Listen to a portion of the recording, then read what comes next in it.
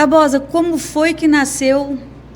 A força sindical, ela veio, lógico, através do seu trabalho, da sua luta por todas as classes, dos servidores, mas como que nasceu o sindicalismo em você? A falta de valorização, a qualidade de vida do servidor estava péssima. E aí eu vi uma oportunidade de mudar essa história. Deus colocou na minha mente a vontade de mudar essa história, mudar a situação do servidor. E decidimos sair candidato à presidência do sindicato. O sindicato totalmente falido, tinha mais de 200 mil de dívida. Nós ganhamos a eleição, somente 157 servidores puderam votar na eleição. Quando foi essa eleição? Foi em final de 2009. Foi em outubro de 2009, 16 de outubro de 2009. E o sindicato existe desde quando? Desde 1991. Nossa. Começou a luta. E ele totalmente abandonado, destruído. E eu me perguntava, mas Deus, o senhor me deu um sindicato falido, sem nada, com uma dívida de mais de 200 mil, não tinha um lugar para ficar. Não tinha papel, não tinha caneta. Aí nós regaçamos a manga na direção de Deus, orientado por Deus, montamos a nossa equipe. E aquilo que ninguém queria, aquilo que ninguém dava valor, hoje se transformou no maior sindicato do estado do Mato Grosso do Sul. Quantos filiados? Nós temos mais de 3 mil filiados e nós não fazemos campanha de filiação. Nós queremos que as pessoas venham para o sindicato para fazer a luta, porque o sindicato é luta, é debate, é construir tudo através da democracia, através das assembleias. Mas lá no início, quando não se tinha nada, assim, que você não tinha ainda feito o diagnóstico, teve auxílio de algum profissional, algum familiar, ou foi simplesmente pelo fato de você falar, não, eu estou notando, hoje o seu filho tem quantos? 12 anos. 12 anos. Com qual idade e quais sinais, assim, que no primeiro momento te chamou mais atenção e se teve auxílio de algum profissional ou de algum familiar que chegou para você e falou assim, olha, você já pensou que, né, a sua criança ela pode estar com um transtorno de espectro autista ou não? Foi algo assim que você sentiu e procurou um profissional e ali foi fazendo toda a análise e chegou a esse diagnóstico? O Vitor Hans, ele teve um diferencial que ele nasceu uma criança giga, né, uma criança muito acima do peso, 4,3 kg, e ele teve que ficar em observação por 48 horas. E nessa alta médica, chegando em casa, ele teve uma crise de choro, não parava de chorar, ofertando o peito, ofertando o leite complemento, ele não aceitou, e o choro, aquele choro de sufoco. Como eu trabalhava próximo ao posto do Aerorancho, eu levei ele para o posto porque eu vi que ele não estava bem. Chegou lá, ele estava numa crise de hipoglicemia, estava com 15 e deu uma parada dentro do posto de saúde. Aí ele foi socorrido pelos profissionais, entubado, acionada a equipe, ele foi para o Hospital Eucadre, né, onde o médico que fez o meu parto deu atendimento. Ele ficou 40 dias internado, convulsionou por mais de 50 horas, foi 2 dias. Eu achei que ele estava soluçando, entubado, o coraçãozinho. O médico falou, não, Mara, seu filho está convulsionando. Isso com quanto tempo mesmo? Com 2 dias de vida. 2 dias de vida. Minha gestação foi tudo normal, não tive alteração nenhuma, mas foi talvez por glicemia, uma suspeita de uma diabetes gestacional.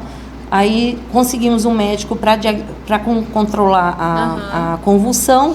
E aí foi fazendo o desmame do tubo, ele saiu do hospital com 1 mês e meio mais ou menos, nunca mais voltou, graças a Deus. E a neuro falou, Mária, pode ser que vai dar alguma lesão, a questão das convulsões sempre traz alguma coisa, mas vamos monitorando. Monitorava, ele engatinhou, balbuciou, percebia assim uns olhares meio vagos enquanto bebê, mas o grande susto foi numa viagem com 2 anos de idade, foi entrar no avião. A hora que a gente entrou no avião, com a turbulência, ele realmente teve uma crise que desencadeou de muito choro.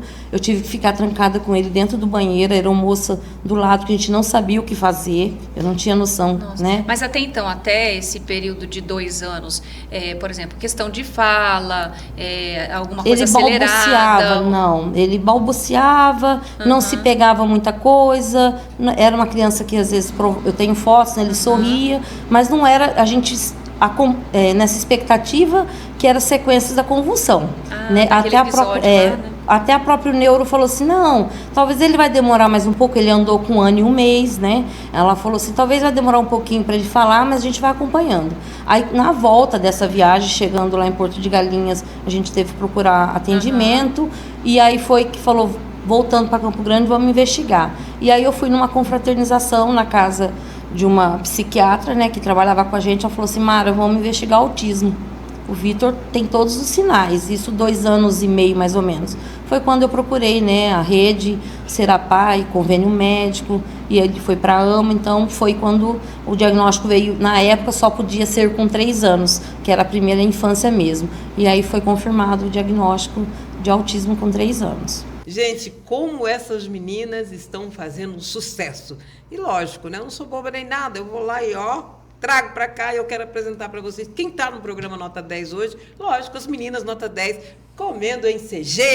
Aê! Obrigada pelo convite. Obrigada pelo convite. Estamos muito felizes de estar aqui. Principalmente conhecendo você, que é uma simpatia. Oh, meu Deus. A Bruna. Estou muito lisonjeada. E a Mayumi, né? Menina, mas eu quero saber, e o Brasil inteiro quer saber, né? É Mayumi? Ayumi. Ah, ela tá me dando ali, ó. O pessoal tá me falando, é Ayumi, eu acho que Mayumi. O povo quer saber quem teve essa ideia de comer, mas como você ainda come? Então, tudo começou bem despretensioso, a gente saía para sair com meus pais, né? Na verdade, diversão aqui em CG é sair para comer. E tem muito restaurante, tem muita coisa boa. E meus amigos já perguntavam, que lugar que é legal para comer? Porque sabia que eu saía. Aí eu resolvi fazer tipo um catálogo com o Instagram, tirando foto, falando o nome do lugar e o preço.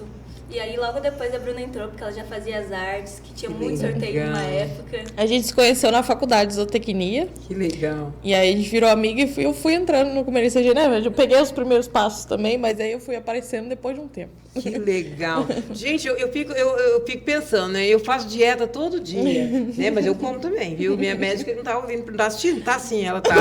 Só um pouquinho. Tá assistindo meu programa, doutora Samira, eu como só um pouquinho. Mentira, como muito. Então, essa menina, eu vejo essas meninas comerem e dá aquela vontade de comer o que elas comem, né? É o que elas fazem, né? Publicidade e faz muito bem feito. O que você gosta de comer mais na sua vida? Nossa, minha família é um pouco puxada por italiano, assim, então eu gosto bastante da parte de massas, mas também gosto, por exemplo, de carpaccio, essas coisas, mas é bem italiano, assim. Bacana. Não, e você, Ayumi? Então, o meu é bem clichê, que eu gosto de comida japonesa. Sim. Adoro sushi, tudo de comida oriental, eu mando pra dentro. Assim. Quem vai sincerizar com a gente hoje, quem tem muita coisa para contar, é a presidente da nossa Santa Casa, Alir Terra. Alir, muito, muito obrigada por aceitar nosso convite, muito obrigada por estar aqui. Acho que muita gente tem que ter ainda mais consciência, não é ciência, é a consciência do que a Santa Casa representa para nós todos, né? Depois da minha aposentação, eu fui me dedicar mais ao trabalho de filantropia. Mas a filantropia sempre fez parte da minha família, né? Em todos os sentidos, meu pai, minha mãe, irmãos. E eu, desde muito jovem, sempre tive um serviço paralelo com a filantropia. Passei pela Educandário Getúlio Vargas, Casa de Francisco, na própria igreja, né? Que eu congrego na igreja, sou cristã católica, na própria igreja. Sempre um trabalho no programa das Irmãs Palotinas, que cuida de criança no turno inverso da escola, no Ceprospal. Estive com o doutor Aleixo na fundação do Instituto Luther King. Então, a filantropia sempre fez parte da minha vida. Sim. Mas eu não esperava que ia acabar sendo presidente da Santa Casa, porque é a maior instituição hospitalar do estado e... Com certeza a gente não se prepara para essas coisas, elas acontecem porque uma instituição que salva vidas, você não escolhe. Eu acho que Deus te escolhe para estar em determinado lugar. E eu sinto que eu estou cumprindo uma missão, né? Mas sabe, Ali, quem te conhece e hoje quem te acompanha, você tem muita gente que acompanha o seu trabalho, estando trabalhando junto ou estando visualizando o produto, o resultado do seu trabalho, sabe e imagina o quanto você realmente é ativa, né? O quanto você busca resultado sempre. E essa sua eu acho que esse seu jeito diferenciado de ser te levou a ser presidente da Santa Casa. Porque a primeira mulher presidente da Santa Casa. E não só a primeira mulher presidente da Santa Casa, mas a única mulher, você pega a lista dos conselheiros da Santa Casa, só tem você de mulher. Eu não costumo olhar muito por essa questão do sexo. Eu sempre trabalhei por questão de competência. Eu acho que a competência, ela se estabelece em qualquer lugar. Né? Então, eu trabalhei pela questão de competência. E eu tenho muito essa questão de trabalhar para o vertical. Eu nunca trabalho por horizontal, porque no horizontal é onde você dá satisfação para as pessoas, onde você tenta fazer algo em relação às pessoas. E eu falo sempre que sou eu e Deus. Então, no vertical, você sabe que Deus nunca te decepciona. E você também nunca está preparado para nada na vida, porque nós somos frágeis. É só um sopro e nós não vamos estar mais aqui. Então, eu sempre comentava com o meu pároco, o Frei João Francisco, lá da Igreja de São Francisco. Ele falava, nossa, eu falto à missa e você não falta. Eu falava, mas eu tenho medo do inferno. Então, eu prefiro vir à missa enquanto eu estou viva, porque eu não sei quanto tempo eu vou ficar aqui. Eu sei que eu faço parte de uma fila. E eu não vou poder trocar de lugar com ninguém. Então, enquanto eu estiver aqui, eu tenho que ser ativa, porque quem não veio aqui e não consegue servir, nem serve para estar aqui. Ele quase não falava, né? Então, praticamente, o repertório dele era para ter 500 palavras antes dos 2 anos e meio, né? E não tinha. Há questões, muitas das vezes, a gente fala que tem ecolalia, a questão das estereotipias, os flaps de mão, né? Meu filho andava muito na pontinha do pé. Olha, então foram várias questões que a gente foi juntando, né? O olhar, então ele não se fixava muito no olhar conosco. Buscava... Isso com quantos anos que vocês... A gente começou a perceber o distanciamento dele maior da gente, e ficar muito no mundo dele ali, focado, mais ou menos com um ano e meio. Muitas das vezes... Isso é considerado de uma maneira adequada, precoce, ou já é um estágio já mais avançado? Quanto melhor os pais puderem observar e levar num especialista e puder fazer realmente o fechamento, quanto antes o diagnóstico, melhor. Né? O diagnóstico precoce hoje vem sendo muito incentivado, né? Porque nós temos aí em torno de 50 mil pediatras, mas nós temos só 2 mil neuropediatras. Isso que eu também quero te perguntar, é tanta pergunta, tanta curiosidade, que se eu te atropelar, você vai no seu tempo aí. Mas assim, qual o profissional? No primeiro momento, sei lá, a família, ela tem uma desconfiança que a sua criança pode apresentar, porque querendo ou não, nós enquanto pais, a gente começa a ter aquele sexto sentido, alguma coisa não está legal, sim. Alguma coisa não está no prumo, ainda mais você que já vinha de 2 filhos. Isso. Então, a gente começa a observar a diferença, né, dessa criança chegando agora para os demais.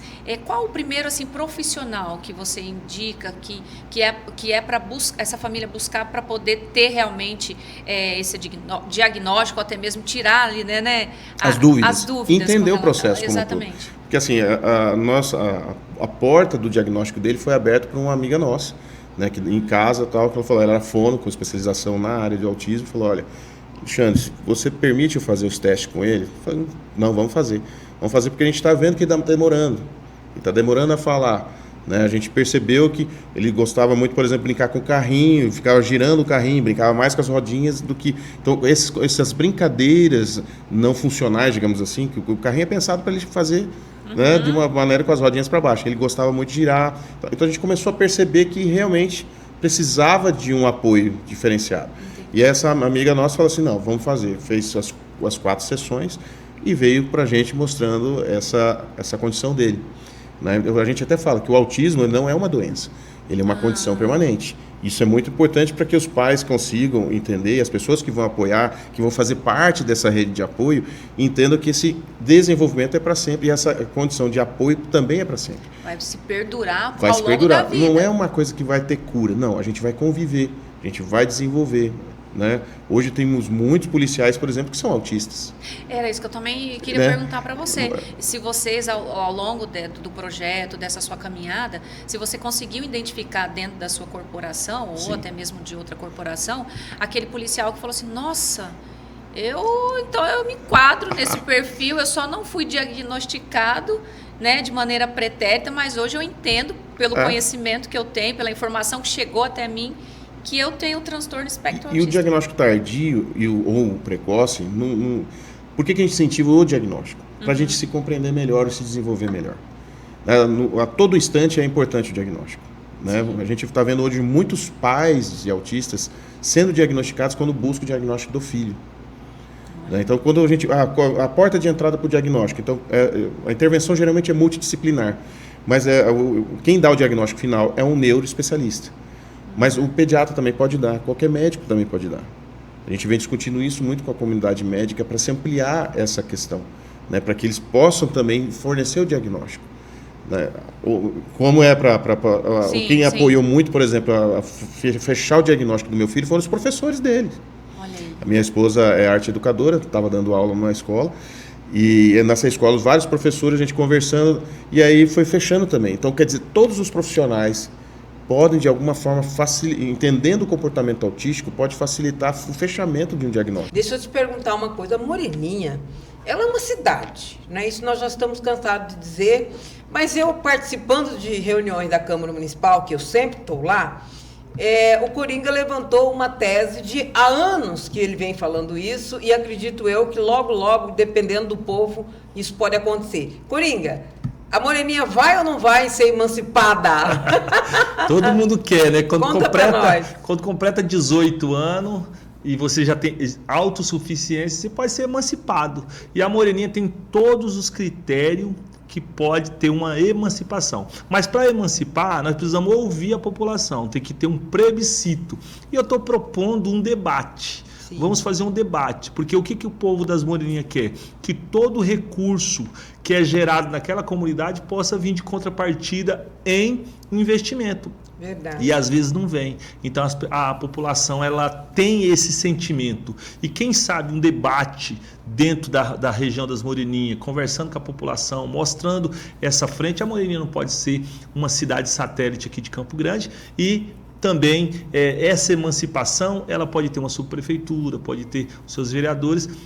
Se caso não acontecer isso daí, nós podemos focar numa subprefeitura. Certo. Mas que a Moreninha possa ser um canal para Campo Grande. Sim, ela tem como ser independente, né?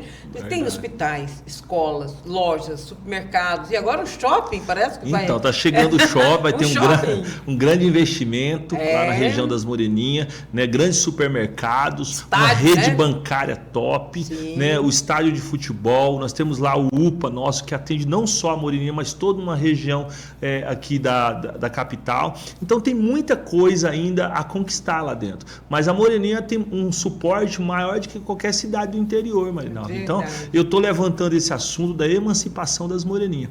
E, levantando esse assunto, eu levanto um debate. Eu quero que aconteça um debate na nossa comunidade. Que bacana, né? Quantos mil habitantes hoje, aproximadamente, a Moreninha tem? A Moreninha hoje tem 70 mil habitantes, né? É uma cidade, gente. É uma cidade dentro de outra cidade. Eu conheço cidade que tem 3 mil. É verdade. 3 mil. Conheço cidade do interior de São Paulo, tem 3 mil habitantes, 2 mil habitantes. E cada dia cresce mais. Eu amo as Moreninhas. As Moreninhas é minha vida. Eu cheguei na Moreninha em 83, vindo de Cuturama, Fátima do Sul. E lá na Moreninha, a maioria do povo é de Cuturama, né? E de Fátima do Sul. Então, chegando na Moreninha, nós não tinha nada, Marinalva. E hoje nós somos uma cidade dentro de Campo Grande. Mas o que eu mais gosto da Moreninha é do povo da Moreninha. O povo é um povo acolhedor, é um povo que, quando você chega lá, você é acolhido. E isso é gostoso. Por isso que as pessoas vão para lá e não querem. Tem um ditado da Moreninha: quem bebe da água da Moreninha não esquece.